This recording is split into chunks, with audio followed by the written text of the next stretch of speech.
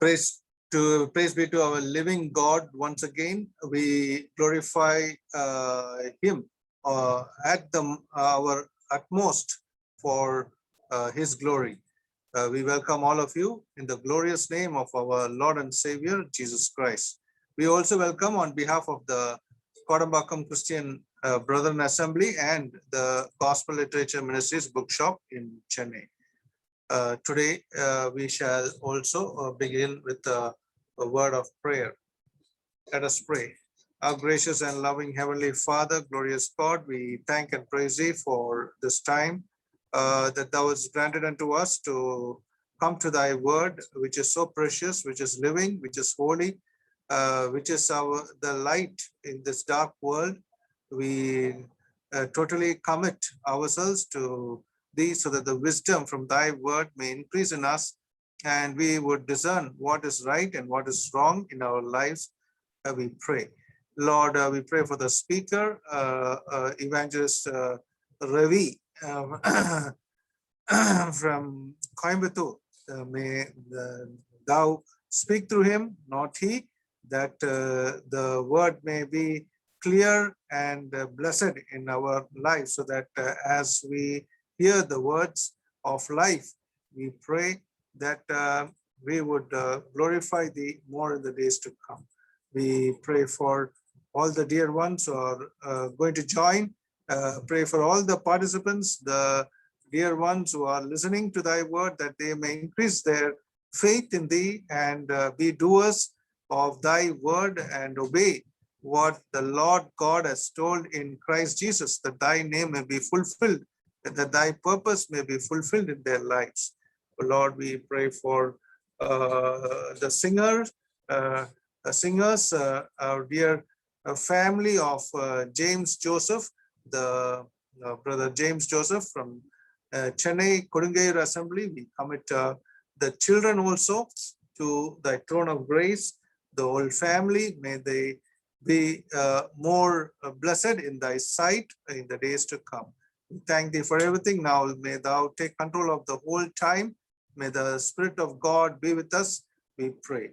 We offer this prayer in the holy, righteous, and almighty name of our Lord and Savior, Jesus Christ. Amen. We shall start the singing time. Over to our dear brother and family, Brother James Joseph and family in Chennai, and he will lead us in singing. Over to Brother James Joseph and family.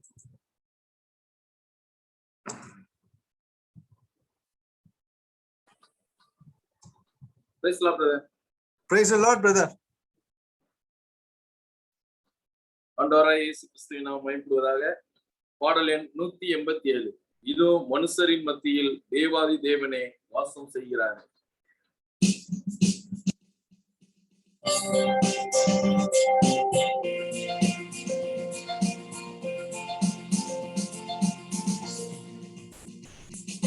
மனுஷரின் மத்தியில் தேவாதி தேவன் வாசம் செய்கிறாரே. மனுஷரின் மத்தியில் தேவாதி தேவன் வாசம் செய்கிறாரே. தேவன் தாமரிக்கும் தலமே தாம் ஜனத்தாரின் மத்தியிலா. தேவன் தாமரிக்கும் தலமே தாம் ஜனத்தாரின் மத்தியிலா. தேவன் தாம் அவர்கள் தேவனாயிருந்தே தண்ணீர் யாவையும் துடைக்கிறாரே.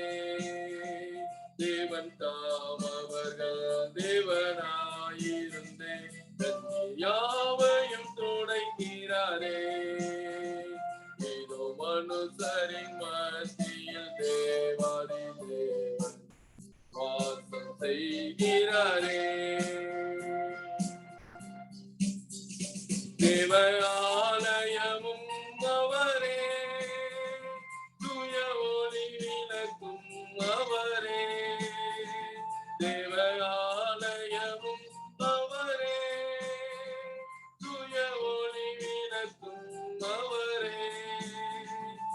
ஜீவனாலே தம் ஜனங்களின் தாகம் தீர்க்கும் சுத்த ஜீவனறியும் அவரே. ஜீவனாலே தம் ஜனங்களின் தாகம் தீர்க்கும் சுத்த ஜீவனறியும் அவரே. ஏதோ மனுஷரின் மத்தியில் தேவாதி தேவன் வாசம் செய்கிறாரே. மகிமை நிறைபூரணமே மகா பரிசுத்த ஸ்தலமதுவே. மகிமை நிறைபூரணமே மகா பரிசுத்த ஸ்தலமதுவே. என்றும் துதியுடனே அதன் வாசலுள்ளே எங்கள் பாதங்கள் நிற்கிறதே.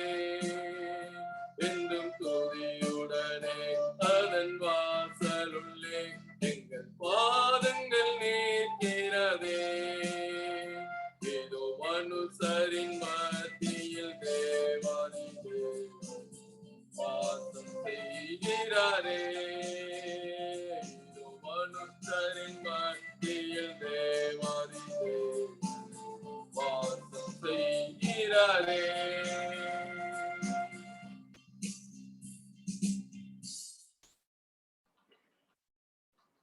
பாடல் எண் 172. நன்றியால் பாடிடுவோம் நல்லவர் இயேசு நல்கிய எல்லா நன்மைகளையும் நினைத்தேன்.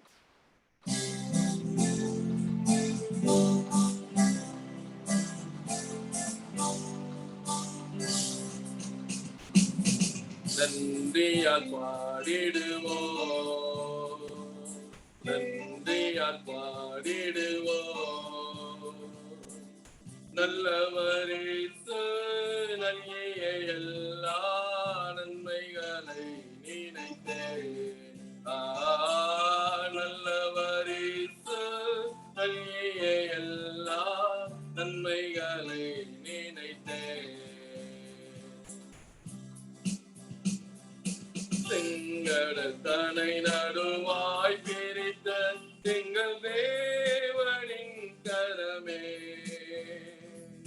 செங்கடல் தனை நடுவாய் பிரித்த எங்கள் தேவனின் கரமே.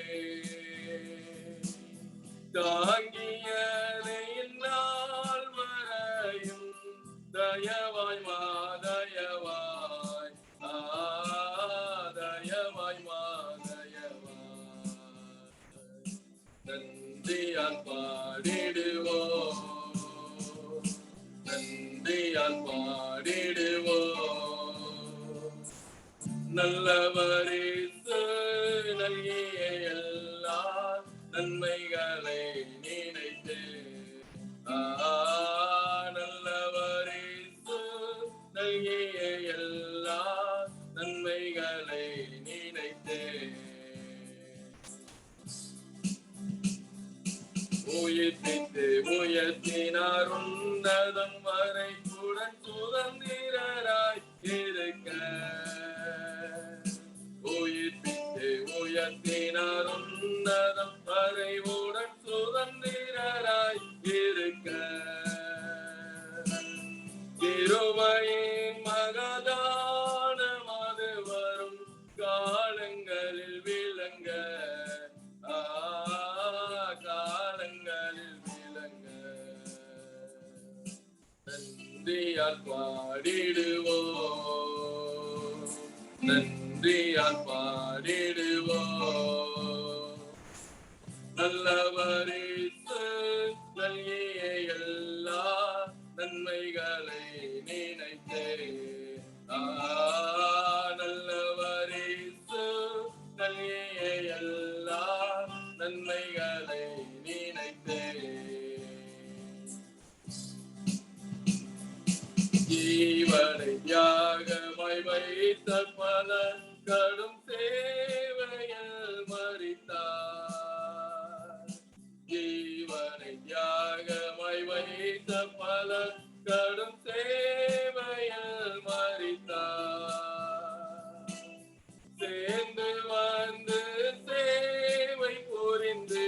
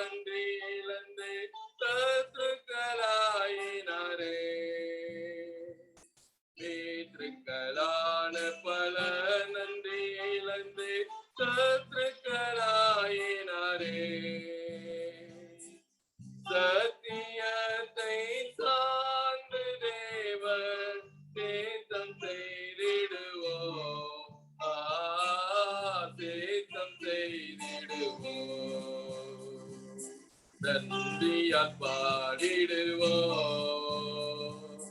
நன்றியால் பாடிடுவோம். நல்லவரின் நல்கிய எல்லா நன்மைகளை நினைத்தே, நல்லவரின் நல்கிய எல்லா நன்மைகளை நினைத்தே, ஈயோனை பணிந்துமே கிறிஸ்து ராஜனம் சீக்கிரம் வருவார்.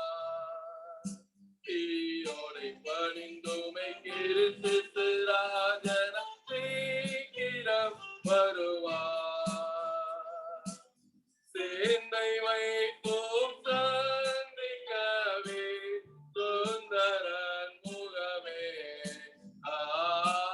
சுந்தரன் முகமே. நந்தியால் பாடிடுவோம், நந்தியால் பாடிடுவோம். நல்லவரேசு நல்கிய எல்லா நன்மைகளை நினைத்தே, நல்லவரேசு நல்கிய எல்லா நன்மைகளை நினைத்தே. Thank you, brother. Thank you very much, dear brother James Joseph from Chennai for the 2 songs. God bless you and your children, especially your son. May the good Lord be with you as a family and as the assembly and in the various ministries you are involved in. May the good Lord be with you. Now we again welcome you all in the glorious name of our Lord and Savior Jesus Christ. We also welcome on behalf of the Kodambakkam Christian Assembly and the Gospel Literature Ministries Bookshop in Chennai. Today we have with us Evangelist Ravi from Coimbatore. Our dear brother will be preaching the word of God from the topic of the church. Church is the most one of the it is the what do you say? I don't know how to explain. The Lord gave his very blood for the church, the bride, the body. We can call it in many symbols, but the church is something which is helping or which purposes the people's mind to gospel and Bible study. So it is so precious in the sight of the Lord. So this topic is very important. So let us go into the topic as it is. May the name of the Lord be glorified for the evening Bible study. We have with us all the participants. We praise God, and this is the 324th Kodambakkam Zoom Bible study meeting. We give all glory and honor to the living God. And now for the Bible study, we request from Sankaran Kovil, our dear evangelist Jaypal, to pray for the Bible study. Over to Sankaran Kovil, evangelist Jaypal. Yes, brother. Praise the Lord. Praise the Lord. ஜெபிப்போம். உன்னதங்களில் வாசம் செய்கிற எங்கள் Maiman பிதாவே, ஆசீர்வதிக்கப்பட்ட இந்த மாலை வேளைக்காய் நன்றி செலுத்துகிறோம். குமாரனும் எங்கள் அருமை இரட்சகருமாகிய இயேசு கிறிஸ்துவுக்காய் ஸ்தோத்திரம் செலுத்துகிறோம். அப்பா, அவர் மூலமாய் நிறைய எங்களுக்கு பாராட்டின கிருபைகளுக்காய் ஸ்தோத்திரம் செலுத்துகிறோம். கர்த்தாவே, நாங்கள் உம்முடைய பிள்ளைகள் என்ற அதிகாரத்தோடு எந்த நேரத்திலும் உம்மிடத்துல வந்து கர்த்தாவே நாங்கள் எங்களுடைய வேண்டுதல் விண்ணப்பங்களை தெரியப்படுத்தி நாங்கள் பெற்றுக்கொள்ள முடியாத கிருபை செய்திருக்கிறீர். அது உம்முடைய குமாரன் இயேசு கிறிஸ்துவுக்குள்ளாக நீங்கள் கொடுத்திருக்கிறோம். நமக்கு நன்றி செலுத்துகிறோம். தகப்பனே, இந்த நாளிலும் இந்த கோடம்பாக்கம் ஜூம் மீட்டிங் மூலமாக கர்த்தாவே உம்முடைய நாமத்தை மையப்படுத்தும்படியாக உம்முடைய நல்ல திருவார்த்தைகளை நாங்கள் கேட்கும்படியாக கேள்விப்படும்படியாக நீர் கர்த்தாவே இந்த வேத ஆராய்ச்சி கூட்டத்தை நீர் ஆயத்தப்படுத்தி கொடுத்தபடியாக நமக்கு நன்றி செலுத்துகிறோம். கர்த்தாவே, வேத வாக்கியங்களை ஆராய்ந்து பாருங்கள், அவைகளால் நித்திய ஜீவன் ஒன்று எண்ணுகிறீர்களே, என்னை குறித்து சாட்சி சொல்லுங்கள் அவைகளே என்று எங்கள் ஆண்டவர் சொன்ன வார்த்தையின்படி இந்த நாளிலே வேதத்தை ஆராய்ந்து கர்த்தாவே அதனுடைய மகத்துவங்களை நாங்கள் புரிந்து கொள்ளத்தக்கதான கிருபைகளை தாரும். சபையை பற்றிய கர்த்தாவே அந்த அடிப்படை சத்தியங்களை வேத ஆராய்ச்சியின் மூலமாக நாங்கள் கேட்கும்படியாக கர்த்தர் கிருபை செய்யும். சபைக்காக நீர் ரத்த சிந்தினே கர்த்தாவே, நாங்கள் அப்போஸ்தலரை வாசிக்கிறோம். தேவன் தம்முடைய சுய ரத்தத்தால் சம்பாதித்த சபை என்று நாங்கள் உண்மை குறித்து வாசிக்கிறோம். ஆம் கர்த்தாவே, நீர் விதமாய் நம்முடைய சுய ரத்தத்தால் சம்பாதித்த சபையை பற்றிய அந்த சத்தியங்களை நாங்கள் கர்த்தாவே வேத ஆராய்ச்சியாக நாங்கள் கேட்கும்படியாக இந்த நாளில் கிருபை செய்தமைக்காய் ஸ்தோத்திரம். அருமையான ஊழியர் ரவியை அவர்களுடைய கரங்களை ஒப்பு கொடுக்கிறோம். அவர் மூலமாக நீர் பேசி எங்களுக்கு கர்த்தாவே உடைய வார்த்தைகளை கர்த்தாவே உடைய சத்தியங்களை தெரியப்படுத்தும்படியாக நாங்கள் ஜெபிக்கிறோம். அதை கேட்டு நாங்கள் கர்த்தாவே அதன்படி நாங்கள் எங்களை உங்களுடைய சமூகத்துல எங்களை தாழ்த்தி ஒப்பு கொடுக்கவும் கீழ்ப்படிந்து நடக்கவும் கர்த்தர் கிருபை செய்யும்படியாக ஜெபிக்கிறோம். இந்த இணைப்பில இணைந்திருக்கிற கர்த்தருடைய பிள்ளைகள் யாவருக்காக நாங்கள் நன்றி செலுத்துகிறோம். ஒவ்வொருவரையும் பேர் பேராக ஆசீர்வதிப்பீராக. உடைய நல்ல நாமத்தை நீர் மையப்படுத்தும் கர்த்தாவே. தொடர்ந்து இந்த இணைப்பில் எந்த விதமான தடை இல்லாதபடி நாங்கள் இதை கர்த்தாவே நாங்கள் கேட்கத்தக்கதாக உம்முடைய கட்டுப்பாட்டுக்குள் இதை வைத்து நீர் எங்களுக்கு இந்த வார்த்தைகளை பகிர்ந்து அளிக்கும்படியாக நாங்கள் உடைய சமூகத்துல வேண்டுதல் செய்கிறோம். மீண்டுமாக கர்த்தாவே செய்தி கொடுக்கிற உடைய தாசனை உடைய கரங்கள் ஒப்பு கொடுக்கிறோம். நீர் அவரை பலப்படுத்தும். எங்களுக்கு வேண்டிய பரலோக மன்னாவை நீர் பகிர்ந்து அளிக்கும்படியாக நாங்கள் வேண்டுதல் செய்கிறோம். கர்த்தாவே, தொடர்ந்து உடைய கிருபையுள்ள கரங்கள் ஒப்பு கொடுக்கிறோம். ஆசீர்வதியும். ஜெபத்தை கேட்டதுக்காய் ஸ்தோத்திரம். துதிகான மகிமையெல்லாம் உமக்கே செலுத்துகிறோம். கர்த்தரும் அருமையுமாகிய இயேசு கிறிஸ்துவின் விலையேறப்பட்ட நாமத்தில் தாழ்மையோடு இந்த ஜெபத்தை எடுத்து வேண்டிக் கொள்கிறோம். ஜீவனுள்ள நல்ல பிதாவே. ஆமென். ஆமென். Amen. Amen. Thank you, Brother Jayapal from Evangelist Jayapal from Sankarpur for the prayer. Now we are going into the Bible study. Over to Coimbatore, Brother Ravi. Over to Evangelist Ravi. Praise the Lord. கர்த்தருக்கு Praise the Lord, ஸ்தோத்திரம். brother. வாரத்தின் இடைப்பட்ட நாள்ல இப்படியாக இந்த மாலை நேரத்துல தேவ சமூகத்திலே நாம் கூடி தேவனுடைய வார்த்தைகளை தியானிப்பது மிகுந்த சந்தோஷமான காரியம். இந்த ஊழியத்தை கர்த்தருடைய தாசன் ஜெபத்தோடு தற்குள்ளாக பிரயாசப்பட்டு இந்த ஊழியங்களை ஒழுங்கு செய்து அவர்கள் நடத்தி வருகிறார்கள். அவர்கள் நடத்தும்படிக்கு தேவன் கிருபை செய்திருக்கிறார். இதற்கு ஸ்தோத்திரம். மதுக்கரை பகுதியிலே கூடி வருகிற கர்த்தருடைய சபையின் சார்பாக அருமையான தாசனுக்கும் இந்த இணைப்பிலே வந்திருக்கிற தேவனுடைய பிள்ளைகளுக்கும் அன்பின் வாழ்த்துக்களை நான் தெரிவித்துக் கொள்கிறேன். அருமையான கர்த்தருடைய தாசனை குறித்து சொல்ல வேண்டும் என்று சொன்னால், இரண்டு முறை இங்கே மதுக்கரை சகோதர சபையிலே வந்து அவர்கள் பங்கெடுத்து தேவனுடைய வார்த்தையை பகிர்ந்து கொண்டு சென்றிருக்கிறார்கள். அப்படியாக அவரோடு கூட அவர் எங்களுக்கு அறிமுகமாக அவர் இருக்கிறார்கள். கர்த்தருக்கு ஸ்தோத்திரம். இந்த மாலை நேரத்திலே கூட உங்களோடு கூட இணைந்து வேதத்தை தியானிக்கும்படி தேவன் தந்த அந்த வாய்ப்புக்காக நான் கர்த்தரை துதிக்கிறேன், கர்த்தரை ஸ்தோத்தரிக்கிறேன். ஏற்கனவே நமக்கு அறிவிக்கப்பட்டிருக்கிறபடி சபை என்கிறதான தலைப்பின் கீழாக பரிசுத்த ஆவியானவர் இன்றைக்கு நமக்கு நினைப்பூட்டுகிற அல்லது நம்மோடு பேச விரும்புகிற இந்த வார்த்தைகளை கர்த்தர் தாமே நமக்கு ஆசீர்வதித்து கொடுப்பாராக. இந்த இணைப்பிலே வந்திருக்கிற அநேகருடைய அனுபவம் என்னுடைய வயதா இருக்கிறது. நான் சாதாரணமானவன், நான் ஒரு சிறுவனாக நான் இருக்கிறேன், குறைந்த வயதுள்ளவனாக இருக்கிறேன். மூத்தவர்கள் இருக்கிறீர்கள். அதோடைய நாமத்திற்கு மகிமை உண்டாவதாக. ஆண்டவர் எனக்கு ஒரு ஊழியத்தை கொடுத்திருக்கிறார். அந்த ஊழியத்தை உங்கள் நடுவிலே நிறைவேற்றி தேவனுடைய நாமத்தை மகிமைப்படுத்த நான் விரும்புகிறேன். நாம் இன்றைக்கு தியானித்து படிக்க இருக்கிற வேத பாகம் 1 கொரிந்தியர் 3ஆம் அதிகாரம் 5 முதல் 17 வரை உள்ள வசனங்கள். 1 கொரிந்தியர் 3ஆம் அதிகாரம் 5 முதல் 17 வரை உள்ள வசனங்கள். பவுல் யார்? அப்பொல்லோ யார்?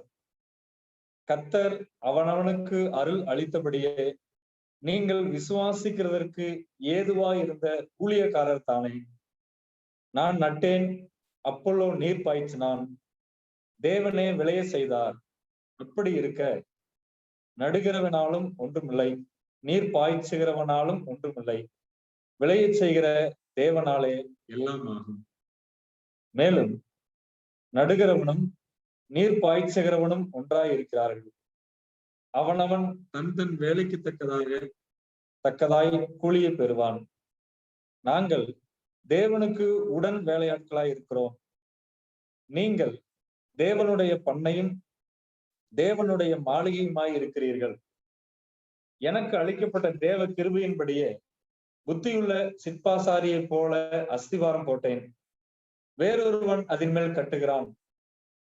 அவனவன் தான் அதன் மேல் இன்ன விதமாய் கட்டுகிறான் என்று பார்க்க கடவன்.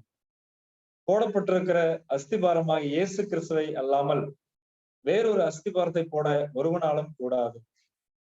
ஒருவன் அந்த அஸ்திபாரத்தின் மேல் பொன், வெள்ளி, விலையேற பெற்ற கல், மரம், புல், வைக்கோல் ஆகிய இவைகளை கட்டினால் அவனவனுடைய வேலைப்பாடு வெளியாகும். நாளானது அதை விளங்க பண்ணும். ஏனெனில் அது அக்னியினாலே வெளிப்படுத்தப்படும். அவனவனுடைய வேலைப்பாடு எத்தன்மை உள்ளதென்று அக்னியானது பரிசோதிக்கும். அதன் மேல் ஒருவன் கட்டினது நிலைத்தால் அவன் கூலியை பெறுவான். ஒருவன் கட்டினது வெந்து போனால் அவன் நஷ்டம் அடைவான். அவனோ ரட்சிக்கப்படுவான், அதுவும் அக்னியில் அகப்பட்டு தப்பினது போல இருக்கும். நீங்கள் தேவனுடைய ஆலயமாய் இருக்கிறீர்கள் என்றும் தேவனுடைய ஆவி உங்களில் வாசமாய் இருக்கிறார் என்றும் அறியாதிருக்கிறீர்களா? ஒருவன் தேவனுடைய ஆலயத்தை கெடுத்தால் அவனை தேவன் கெடுப்பார். தேவனுடைய ஆலயம் பரிசுத்தமாய் இருக்கிறது, நீங்களே அந்த ஆலயம். கர்த்தர் தாமே இந்த வேத பாகத்தை நமக்கு இந்த நாளிலே ஆசீர்வதித்து கொடுப்பாராக. இந்த வேத பாகத்திலே 3 வார்த்தைகள் சபையை குறித்து சொல்லி இருக்கிறதை நாம் இங்கே படிக்க முடியும். சபைக்கு சில பெயர்கள் வேதத்திலே கொடுக்கப்பட்டிருக்கிறது. அதுல இந்த பாகத்திலே ஒரு 3 பெயர்கள் கொடுக்கப்பட்டிருக்கிறது. முதலாவது 9ஆம் வசனத்திலே நீங்கள் தேவனுடைய பண்ணையும், இது முதலாவது வார்த்தை. இரண்டாவது தேவனுடைய மாளிகையுமாய் இருக்கிறீர்கள், இது இரண்டாவது வார்த்தை. மூன்றாவது 16ஆம் வசனத்திலே நீங்கள் தேவனுடைய ஆலயமாய் இருக்கிறீர்கள். 17ஆம் வசனத்தினுடைய இறுதியிலே நீங்களே அந்த ஆலயம் என்று சொல்லப்பட்டிருக்கிறது. இந்த வார்த்தைகள் சபையை குறித்து சொல்லப்பட்டிருக்கிற வார்த்தைகள் என்பதை நாம் அறிந்திருக்கிறோம். இந்த வேதபாகத்தை நாம் பலமுறை படித்திருப்போம், பலமுறை தியானித்திருப்போம், பிரசங்கங்களை கேட்டிருப்போம், வேத ஆராய்ச்சிகளை கேட்டிருப்போம். ஒருவேளை நாம் ஆராய்ந்து படிக்காமல் கூட இருக்கலாம். ஒருவேளை ஏற்கனவே அறிந்த காரியமா இருந்தால் தேவன் நம்மை நினைப்பூட்டுகிறார் என்று எடுத்துக்கொண்டு அந்த சத்தியத்தை நிறைவேற்ற நாம் பிரயாசப்படுவோம். அல்லது தேவன் புதிதாய் பேசினால் தேவன் நம்மோடு கூட இன்னும் மேலான காரியத்தை எதிர்பார்க்கிறார் என்று சொல்லி நாம் கர்த்தருக்கு கீழ்ப்படிந்து தேவ நாமத்தை ஒருமித்து நாம் மகிமைப்படுத்துவோமாக. சபை என்று நாம் படிப்பதற்கு அநேக காரியங்கள் இருக்கிறது. சபை என்பது ஒரு சாதாரண விஷயம் அல்ல. நாம் ஜெபத்திலே கேட்டது போல சபை என்பது மிக முக்கியமான ஒரு காரியமாக இருக்கிறது. அதனுடைய குணங்கள், தன்மைகள், அங்கத்துவம், இன்னும் அநேக காரியங்கள் சபையிலே இணைந்து செல்லக்கூடியதாக அது காணப்படுகிறது. சபை குறித்து நாம் முதலாவது மத்தேயு 16ஆம் அதிகாரம் 18ஆம் வசனத்திலே நாம் படிக்கும்போது ஆண்டவர் இயேசு கிறிஸ்துக்கும் சீடர்களுக்கும் நடக்கிற அந்த சம்பாஷணையிலே குறிப்பாக பேதுருவினிடத்திலே ஆண்டவர் இயேசு கிறிஸ்து பேசும்போது எப்படி சொல்லுகிறார்? மத்தேயு 16:18 மேலும் நான் உனக்கு சொல்லுகிறேன், நீ பேதுருவாய் இருக்கிறாய், இந்த கல்லின் மேல் என் சபையை கட்டுவேன், பாதாளத்தின் வாசல்கள் அதை மேற்கொள்வதில்லை. ஆண்டவர் சொல்லுகிறார், என் சபையை கட்டுவேன், பாதாளத்தின் வாசல்கள் அதை மேற்கொள்வதில்லை. அந்த வார்த்தை அப்போஸ்தலர் 2ஆம் அதிகாரத்திலே அது நிறைவேற தொடங்கி இன்று வரையிலும் அது நிறைவேறி வருகிறதை நாம் அறிந்திருக்கிறோம். அப்போஸ்தலர் நடவடிக்கைகள் 2ஆம் அதிகாரம் 47ஆம் வசனம், 2:47. தேவனை துதித்து ஜனங்கள் எல்லாரிடத்திலும் தயவு பெற்றிருந்தார்கள். ரட்சிக்கப்படுகிறவர்களை கர்த்தர் அனுதினமும் சபையிலே சேர்த்து கொண்டு வந்தார். இந்த உலகத்திலிருந்து தேவன் ஒரு நோக்கத்திற்காக ஒரு கூட்ட ஜனத்தை அவர் பிரித்தெடுக்கக்கூடியவராய் இருக்கிறார். அந்த நோக்கத்துக்காக பிரித்தெடுக்கப்பட்ட அந்த கூட்டம் தான் சபை என்பவர். தேவனுக்காக, தேவனிடத்திற்கு இந்த உலகத்திலிருந்து பிரித்தெடுக்கப்பட்ட அந்த கூட்டம் தான் சபை என்பதாகும். ரட்சிக்கப்படுகிறவர்களை கர்த்தர் அனுதினமும் சபையில சேர்த்து கொண்டு வந்தார் என்று பார்க்கிறோம். இதே அதிகாரத்திலே தேவாலயம் என்கிற வார்த்தை வருகிறதை நாம் கவனிக்க வேண்டும். தேவாலயம் அங்கே இருந்தது, ஆனால் ஆவியானவர் இங்கே சபை என்று சொல்லி அவர் அங்கே எழுதுகிறதை நாம் கவனிக்க வேண்டும். நம்முடைய கவனத்துக்கு அதை நாம் கொண்டு வர வேண்டும். மேலும் சபையை குறித்து ஜெபத்திலே நினைவு கூர்ந்தது போல அப்போஸ்தலர் நடவடிக்கைகள் 20ஆம் அதிகாரம் 28ஆம் வசனத்தை நாம் படிக்கும் போது 20:28 தேவன் தம்முடைய சுய ரத்தத்தினாலே சம்பாதித்து கொண்ட தமது சபை, தேவன் தம்முடைய சுய ரத்தத்தினாலே சம்பாதித்து கொண்ட தமது சபை. இப்படி சபையை குறித்து இன்னும் அநேக வசனங்கள் உண்டு. சபையினுடைய தன்மையை குறித்து புரிந்து கொள்ள, சபைக்கு தேவன் என்ன செய்திருக்கிறார் என்பதை புரிந்து கொள்ள அநேக வசனங்கள் நமக்குண்டு. நம்முடைய படிப்பினை இப்பொழுது அது அல்ல. சரி, இப்ப ஆண்டவராக இயேசு கிறிஸ்து சபையை கட்டி கொண்டு வருகிறார். சபைக்காக ஆண்டவர் இயேசு கிறிஸ்து தம்முடைய ரத்தத்தை சிந்திருக்கிறார், ஜீவனை அவர் கொடுத்திருக்கிறார் என்று சொல்லி வேத வசனத்திலே படிக்கிறோம். சபையை கட்டுகிறவர், சபையை உருவாக்கி கொண்டிருக்கிறவர், சபையில காரியங்களை நடப்பித்துக் கொண்டிருக்கிறவர் எல்லாம் ஆண்டவராக இயேசு கிறிஸ்து என்பதை நாம் அறிந்திருக்கிறோம். இப்பொழுதும் நாம் 1 கொரிந்தியர் 3ஆம் அதிகாரத்திலே 9ஆம் வசனத்துக்கு நேராக நாம் வரலாம். தேவனுடைய பண்ணை என்கிற அந்த வார்த்தையை நாம் கொஞ்ச நேரம் கர்த்தர் சமூகத்திலே படிக்கலாம். தேவனுடைய பண்ணை. இன்னொரு மொழிபெயர்ப்பு, தமிழ் மொழிபெயர்ப்பு இந்த வார்த்தையை இப்படி மொழிபெயர்த்திருக்கிறார்கள்: தேவனுக்குரிய ஒரு நிலத்தை போன்றவர்கள். அதாவது கொரிந்து பட்டணத்திலே கிறிஸ்து இயேசுவுக்குள்ளான சபைக்கு பவுல் அப்போஸ்தலன் எழுதின முதலாவது நிருபம். பவுல் அப்போஸ்தலன் அந்த நிருபத்தை ஏன் எழுதினார் என்று சொன்னால், பவுல் அப்போஸ்தலனுடைய மிஷனரி ஊழியத்தின் மூலமாக கொரிந்து பட்டணத்திலே சுவிசேஷம் அறிவிக்கப்பட்டு அங்கே ரட்சிக்கப்பட்ட மக்களுக்கு மேலும் சபையை குறித்து, கர்த்தரை குறித்து, சபையினுடைய ஒழுங்குகளை குறித்து, நிறைவேற வேண்டிய ஊழியங்களை குறித்து இப்படிப்பட்ட சத்தியங்கள் அவர்கள் அறிவிக்கப்பட்டு அந்த சபையானது அங்கே நடந்து வரக்கூடியதாக காணப்பட்டது.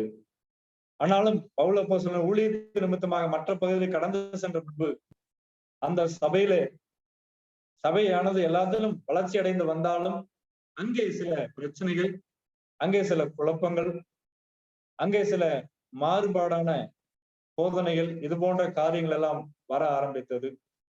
இந்த காரியங்கள் பவுல் அப்போஸ்தலனுக்கு அறிவிக்கப்பட்ட போது அவர் திருச்சபையை குறித்து பாரமுடையவராக தேவனிடத்திலிருந்து வெளிப்பாடுகளை பெற்றுக்கொண்ட நிலைமையிலே அவர்களுக்கு சில ஆலோசனையை சொல்லும் விதமாக எழுதி துவக்கப்பட்டதுதான் இந்த 1 கொரிந்தியர் முதலாவது நிருபமாக இருக்கிறது. இந்த இடத்துல அவர் அந்த 9ஆம் வசனத்துல, நாங்கள் தேவனுக்கு உடன் வேலையாட்களாய் இருக்கிறோம், நீங்கள் தேவனுக்கு பண்ணையும் தேவனுடைய மாளிகையுமாய் இருக்கிறீர்கள் என்று சொல்லுகிறார். நாம் கவனிக்க வேண்டிய வார்த்தை நாங்கள் என்று சொல்லுகிறார். நாங்கள் என்று சொல்லும்போது அந்த வசனத்தினுடைய பின்னணி சொல்லப்பட்டிருக்கிறது. அங்கே தேவனுக்குடைய அழைப்பை பெற்று அப்படியாக தேவனுடைய வேலையை செய்யக்கூடிய தேவனுடைய வேலைக்காரர்கள். இன்னும் குறிப்பாக சொல்ல போனால் அங்கே பவுல் என்பவரை குறித்தும், பவுல் அப்போஸ்தலனை குறித்தும், அப்போலோ என்கிற ஊழியரை குறித்தும் அங்கே வசனத்திலே சொல்லப்பட்டிருக்கிறது. அப்ப ஊழியர்கள், அதாவது வேலையாட்கள், அங்கே சபை, வேலை செய்கிறவர்கள், வேலை செய்யப்படுகிற இடம், அது கர்த்தருடைய சபையா இருக்கிறது. இங்கே நாம் கவனிக்கும் போது அது பொருத்தப்பட்டன அந்த சபை, அந்த விசுவாச மக்கள், அவர்களை குறித்து இங்கே சொல்லப்பட்டிருக்கிறது. இப்ப அவர்கள் பார்க்கும்போது பவுல் அப்போஸ்தலன் சொல்லும் போது நாங்கள் தேவனுக்கு உடன் வேலையாட்களா இருக்கிறோம், நீங்கள் தேவனுடைய பண்ணையா இருக்கிறீர்கள் என்று சொல்லி அவர் சொல்லக்கூடியவரா இருக்கிறார். இந்த வார்த்தை ஒரு விவசாயம் சார்ந்த, ஒரு அக்ரிகல்ச்சர் சேர்ந்த ஒரு வார்த்தையாக இருக்கிறது. மேலுள்ள வசனங்களை எல்லாம் படிக்கும்போது நாம் கேட்டோம். அங்கே சொல்லும் போது நடுகிறவன், நீர் பாய்ச்சுகிறவன், தேவன் விளைய செய்கிறார் என்று சொல்லி எல்லாம் நாம் அந்த அக்ரிகல்ச்சர் சம்பந்தமான, விவசாயம் சம்பந்தமான வார்த்தைகள் பவுல் அப்போஸ்தலன் பயன்படுத்தி வருகின்றதை நாம் அங்கே பார்க்கிறோம். இப்பொழுது தொடர்ந்து நாம் கவனிக்கும் போது இந்த பண்ணை இது தேவனுக்குரியதாக இருக்கிறது. இன்னொரு மொழிபெயர்ப்பிலே சொல்லப்பட்டிருக்கிறது போல இது தேவனுக்குரிய ஒரு நிலமாக இருக்கிறது. தேவன் இதை வாங்கி இருக்கிறார். இது மனிதனுக்குரியதல்ல, இது தேவனுக்குரியது. தேவன் இதை வாங்கும் பொழுது ஒரு நோக்கத்தோடு கூட அதை வாங்கினார். தேவன் அதுக்கு கிரயம் செலுத்தி இருக்கிறார். தேவன் அதற்கு தனக்கு உடைமையாக்கும்படி சில ஒரு விலையை தேவன் கொடுத்திருக்கிறவரா இருக்கிறார். அப்படி விலையை கொடுத்து வாங்கும் போது ஒரு நோக்கத்துக்காக தேவன் அதை வாங்கி இருக்கிறார். என்ன நிலத்தை என்ன நோக்கத்துக்காக மக்கள் வாங்குவார்கள்? இயல்பாக நாம் சிந்திக்கும் போது அதிலே பயிரிடுவதற்காக, நல்ல ஒரு விளைச்சலை பார்ப்பதற்காக, பலனை பெறுவதற்காக அதை நிலத்தை வாங்கக்கூடியவர்களா இருக்கிறார். எந்த ஒரு மனிதனும் விலை கொடுத்து வாங்கப்பட்ட நிலத்தை தரிசு நிலமாக வைத்திருப்பதில்லை. ஏதாவது ஒரு நோக்கத்திற்காக அவர்கள் வாங்கக்கூடியவர்களா இருப்பார்கள்.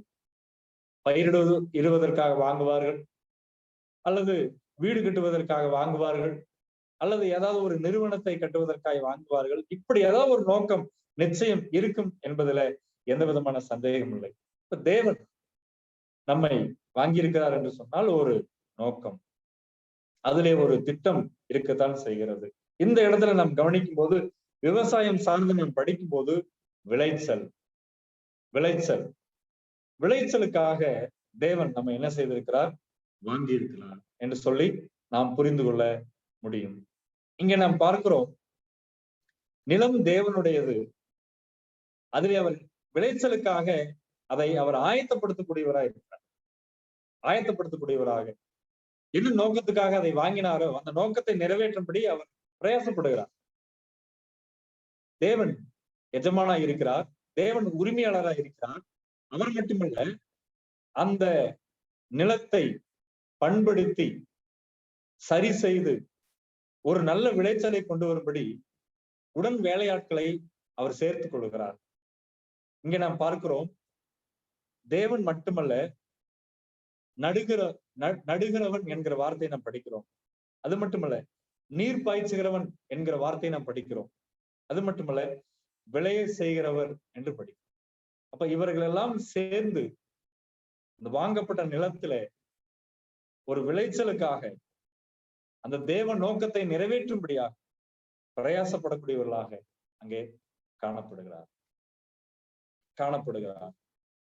இங்கே நாம் பார்க்கும்போது நடுகிறவர்கள், ஆண்டவர் சபையில நடுகிறவர்களை அவர் வைத்திருக்கிறார். இன்னொரு மொழிபெயர்ப்பு சொல்லுகிறது விதை விதைக்கிறவர்கள் என்று சொல்லும். விதை விதைக்கிறவர்கள், செடிகளை நடுகிறவர்களை தேவன் வைத்திருக்கிறார்.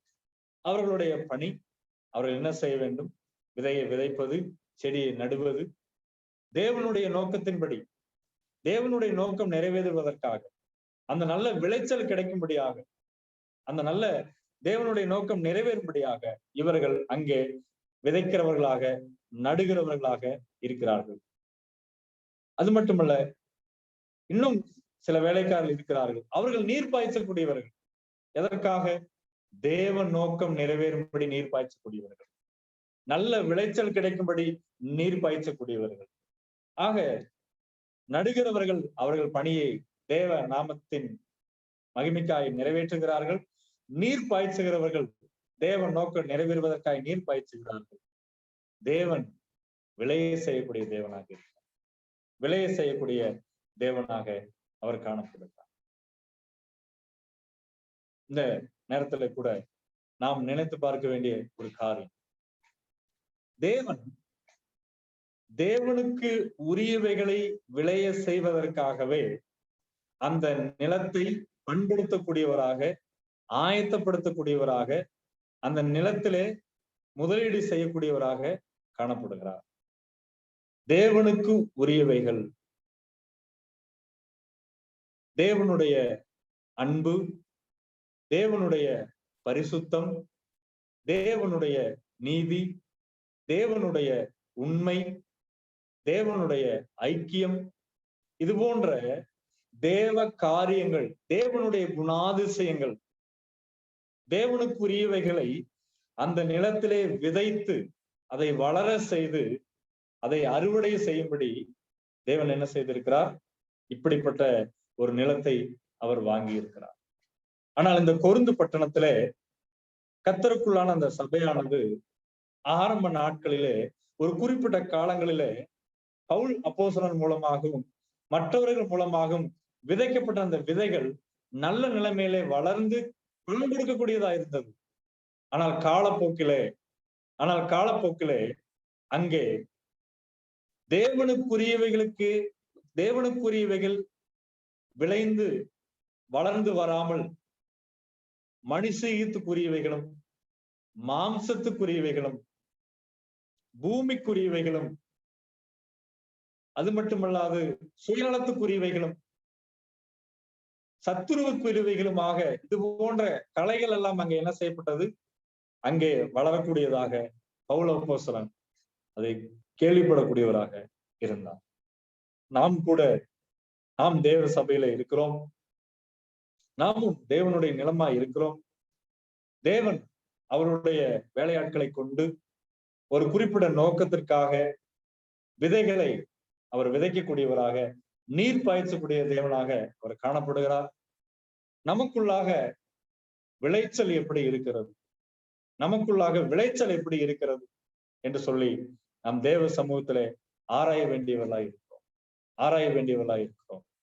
பண்ணை என்று சொல்லும் போது அது ஒரு விளை நிலம், விளைச்சலுக்கு ஏற்றபடி ஆயத்தம் பண்ணப்பட்டு ஆண்டுதோறும் விளைச்சலை கொடுக்கக்கூடிய ஒரு விளை நிலம்.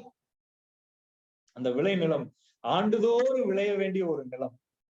ஏதோ ஒரு காலத்திலே நன்றாய் விளைந்தது இன்றைக்கு தரிசாய் கிடைக்கிறது என்பது அல்ல. விளைச்சல் என்பது ஒவ்வொரு ஆண்டும் நடக்க வேண்டிய ஒரு காரியமா இருக்கிறது. போன ஆண்டு நல்ல விளைச்சல், இந்த ஆண்டு விளைச்சல் இல்லை என்று சொன்னால் இந்த ஆண்டிலே பட்டினியாக கிடக்க வேண்டியதுதான். அதனுடைய பாதிப்புகள் அந்த நிலத்தை வாங்கி இருக்கிற அந்த எஜமானுக்கு தான் அந்த பாதிப்பு. அந்த நிலம் விளையாவிட்டால், அந்த நிலம் சரியாய் விளையாவிட்டால் எஜமானுக்கு அதனால் உண்டாகிற பாதிப்புகள் அதிகம். தேவன் சபையானது அந்த நீதியின் விளைச்சல், நல்ல விளைச்சலை கொடுக்காவிட்டால் அதை நம்முடைய ரத்தத்தினால் வாங்கி இருக்கிற தேவனுக்கு அது பாதிப்பை ஏற்படுத்தக்கூடியதாக அது காணப்படும். நாம் இந்த வசனங்களை கூட நம்முடைய இருதயத்தில் வைத்து நாம் சிந்திப்போம். தேவனுடைய குணங்கள் வளர வேண்டிய இடம்தான் தேவ சபை. தேவனை மகிமைப்படுத்துகிற காரியங்கள் விளையிற இடம்தான் தேவனுடைய சபை.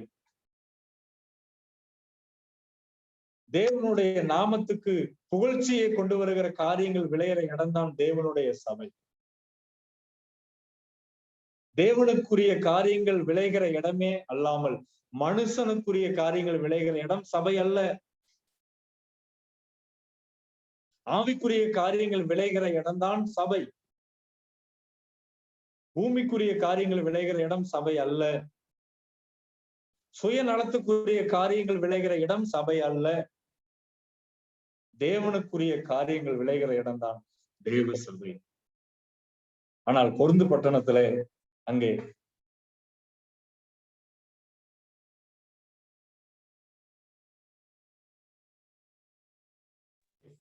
என்ன செய்யப்படுகிறது? அங்கே உள்ள சபைக்குள்ளே காணப்படுகிறது. கலைகள் சபைக்குள்ளே காணப்படுகிறது. இது போன்ற காரியங்கள் எல்லாம் அங்கே காணப்படும் போது நீதியின் விளைச்சல் பாதிக்கப்படுகிறது. தேவனுக்கு உகந்த விளைச்சல் பாதிக்கப்படுகிறது. தேவனுக்கு ஏற்ற விளைச்சல் பாதிக்கப்படுகிறது. தேவன் நோக்கம் அங்கே பாதிக்கப்படுகிறது.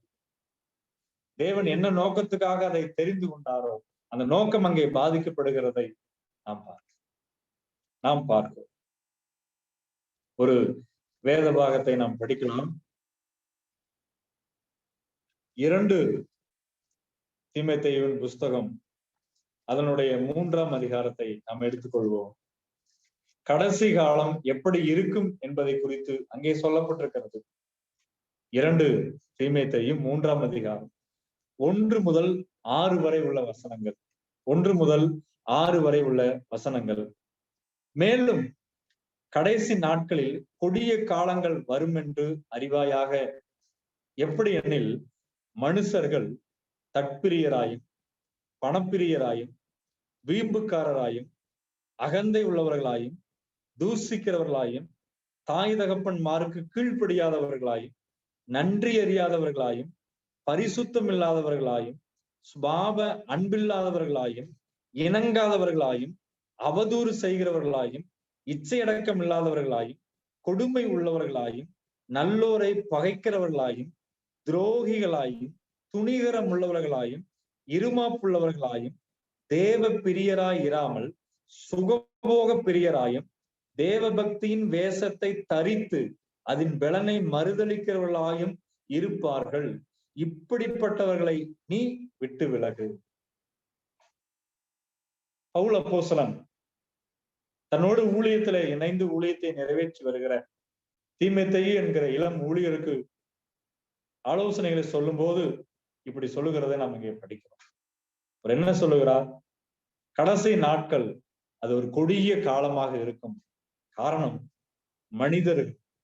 மனிதர்கள் தற்பிரியராக இருப்பார்கள், பணப்பிரியராக இருப்பார்கள், வீம்புக்காரராக இருப்பார்கள், அகந்தை உள்ளவர்களாக இருப்பார்கள், தூசிக்கக்கூடியவர்களாக இருப்பார்கள், தாய் தகப்பன்மாருக்கு கீழ்ப்படியாதவர்களாக இருப்பார்கள், நன்றி அறியாதவர்களாக இருப்பார்கள், பரிசுத்தம் இல்லாதவர்களாக இருப்பார்கள், சுபாவ அன்பு இல்லாதவர்களாக இருப்பார்கள்.